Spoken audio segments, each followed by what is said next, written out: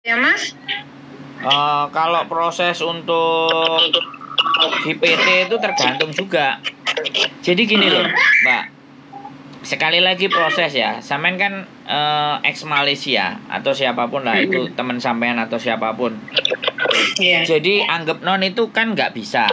Nah, proses itu ada yang bisa 3 bulan, 4 bulan, 5 bulan, 6 bulan, 7 bulan, 1 tahun. Karena bahasa mungkin dia nggak nguasai, tapi begitu di PT dia rajin, dia sregep, otomatis orang PT kan seneng. Kalau orang PT seneng, segera ditawarkan ke majikan, ya kan?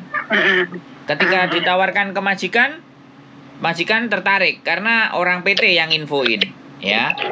Agennya yang infoin, PT-nya yang nyodor-nyodorin.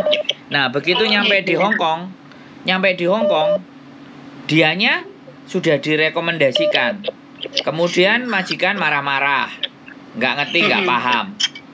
Berangkatnya cepet, tapi pulangnya juga bisa cepet. Jadi sekali lagi, agent sama PT itu bisnis. Ya, saya ngomong, agent sama PT itu bisnis. Jadi dia tidak terlalu memikirkan secara panjang nasib sampean selanjutnya di Hong Kong itu kayak gimana. Jadi mau nggak mau ketika mereka sudah memproses sampean, ya sudah kelar tugas mereka, dapat rezeki dari sampean. Iya kan? Tapi sampean remo ancur, nggak diperhatikan dan ngelundase itu mereka selo-selo, apalagi kalau potongan nggak dibayar. Mereka pasti ngasih tahu sama yang nyodorin ke sampean, ya kan? Habis itu nelponin agennya nelponin majikannya, ngirim surat. Nah, jadi kita harus mampu melewati proses itu gitu loh. Iya. Ceritanya begitu, Mbak. Mau X non X. Kalau Malaysia kita nganggapnya ya non X karena bahasanya Melayu. Tapi kalau Singapura bisa Inggris, atau Taiwan dia bisa Mandarin, atau Hong Kong dia bisa Kantonis.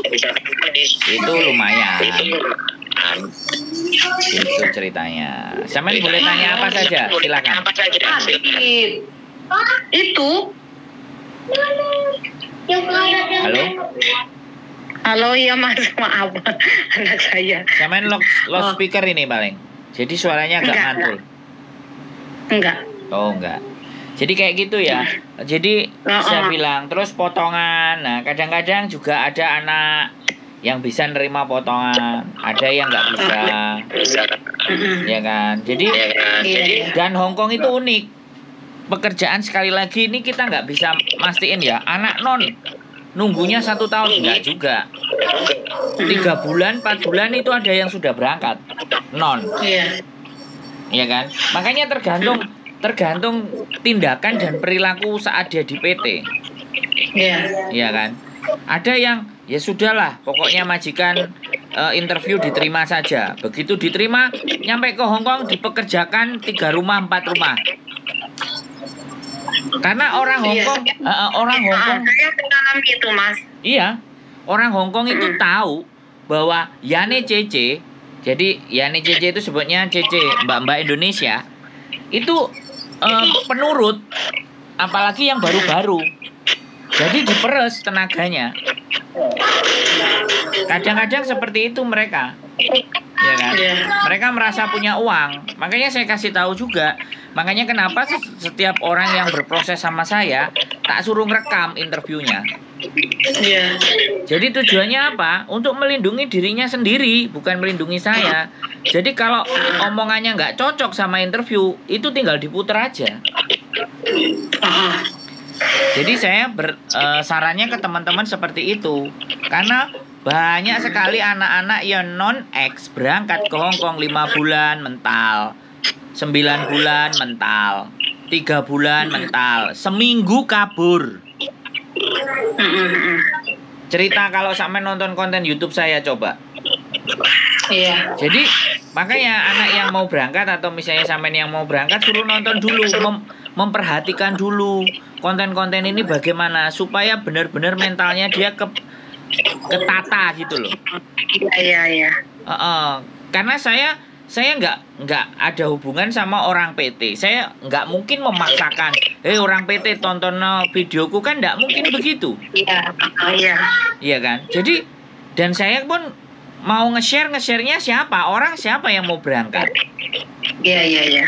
Ya mau nggak mau, kalau sampean semuanya orang baik, kepingin orang-orang yang di Hongkong nanti itu nggak kena masalah, ya bagikan konten-konten yang bermanfaat, yang bernilai buat mereka, buat persiapan mereka.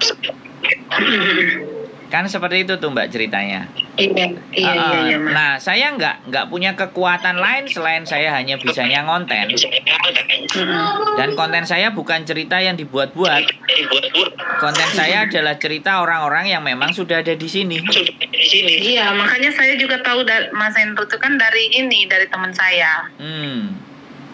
Yang sudah ada di Hongkong. Iya, makanya kan. Jadi kita itu kadang-kadang bagaimana cara menyelamatkan mereka. Bagaimana membuat mereka jadi kuat. Membuat mereka jadi sadar bahwa Hongkong ini nggak semudah apa yang dibayangin. Kan seperti itu ya, satu-satunya konten. Iya. Ya nanti kalau ini nanti saya konfirmasi lagi ya Mas ya. Ya boleh. Kalau dia memang mau suruh nonton konten saya dan suruh telepon saya sendiri. Biar itu saya sendiri kok yang mau berangkat itu. Makanya saya nanya. Ya, boleh. Pokoknya pertimbangkan. Orang Hongkong kalau ngomong keras. Kalau sampai bisa ngerti itu ngomongnya nyakitin hati. Terus kadang sarapan juga nggak dapet karena di sini kebiasaannya sarapan roti. Iya, sama. Saya waktu di Malaysia itu majikan saya orang Taiwan. Ya adalah ngobrol sama mereka itu komunikasi itu ada bahasa Inggris sedikit itu ada. Boleh. Kalau sampean mau ngetes awak silahkan. Hongkong itu memang. Saya konfirmasi lagi ya Mas Andra ya. Siap, sehat selalu buat sampean. Semoga kita ketemu di Hongkong. Ya, makasih banyak ya Mas. J. Matur sembah nuwun. Waalaikumsalam. Oke, buat teman-teman semuanya mau berangkat ke Hongkong ya. Jadi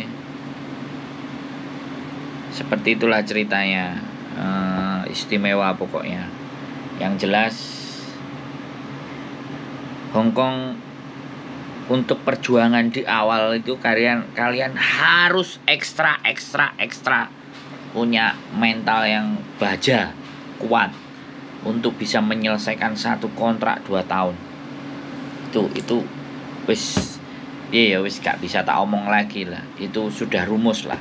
Dari Indonesia pasti hampir 85-90%. Walaupun X walaupun non X itu pasti dapat majikan sing maafan kalau bahasa Hongkongnya. Maafan. Oke, itu aja ya dari saya. Keep stay tune my YouTube channel and see you next video. Bye bye.